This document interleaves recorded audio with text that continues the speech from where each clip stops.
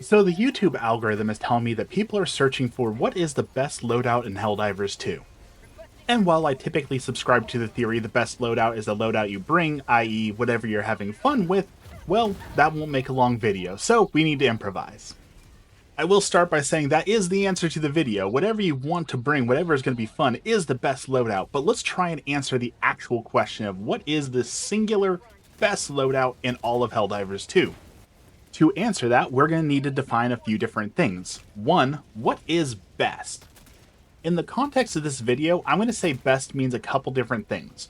One, for it to be the absolute best loadout, it has to be usable both on bugs and bots. It can't be only good for half the game. It can't be the best if it only works in half of the entire game. Soon to be a third of the entire game, but we'll talk about that later. Two, it needs to be fun. It's a game. Games are supposed to be fun. If the loadout is good but no fun, what's the point? And three, it needs to be able to do absolutely everything. For something to be the best, it has to be number one. And in this case, I think that means it has to be able to do the entire mission by itself. We're working in a vacuum here where we're not assuming allies or other things because obviously if we're factoring in teamwork and other people's loadouts and stuff like that, then your loadout is going to change and it's not the singular best loadout in the game. So with those parameters established, let's build the best loadout for the entirety of the game. Number one, the armor. There is one armor set that I wear on basically every single mission. In fact, it's the armor you see me wearing here. The green Butcher armor. The extra stims with the extra life that they give and the extra invincibility quote frames is just so useful. I cannot think of anything else that is singularly as useful. Yes, there are things that work well, things like peak physique with certain builds, and things like stealth for stealth builds, but we're not talking about niche and one-off things. We're talking about the best overall build possible. And for that, we need the best armor, which is coincidentally the ugliest armor in the game. For the weapon, we're going to go with a surprising choice, a weapon that was absolutely ignored for the longest time, but with the last round of buffs has quickly become the sweetheart of the game, and that is the crossbow. It's near silent, it's destructive, it can take out bug holes, it can take out fabricators.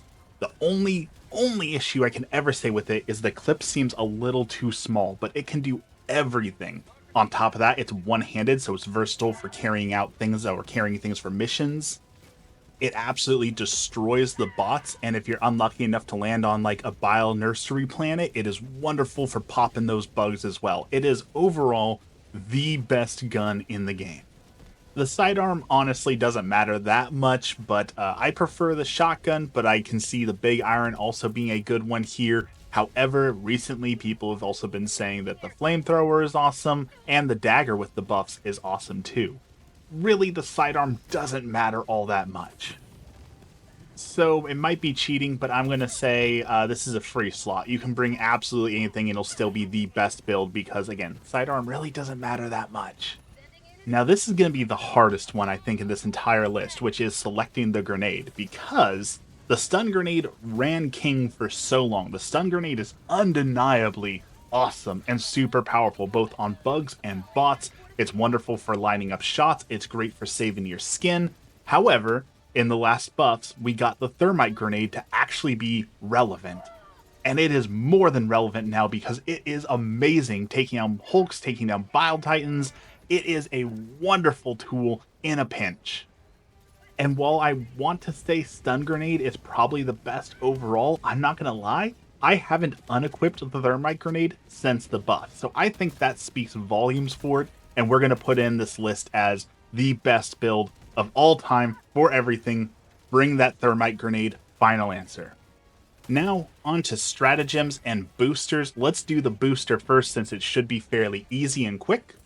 As I've said, there are only 5 relevant boosters in the entire game, and most of those are going to have a niche that we're not going to use because we're not looking for niche, we're looking for overall best. So those 5 good boosters are Hellpod Space Optimization, Vitality Enhancement, UAV Recon Booster, Muscle Enhancement, Stamina Enhancement, And apparently I can't count because experimental infusions. So 6. There are 6 relevant boosters. In a team of 4, you can take 4 of those. But again, we're saying the number 1 in a vacuum without counting your allies. So with that in mind, we can count out UAV Recon Booster. It is too niche for this exact scenario.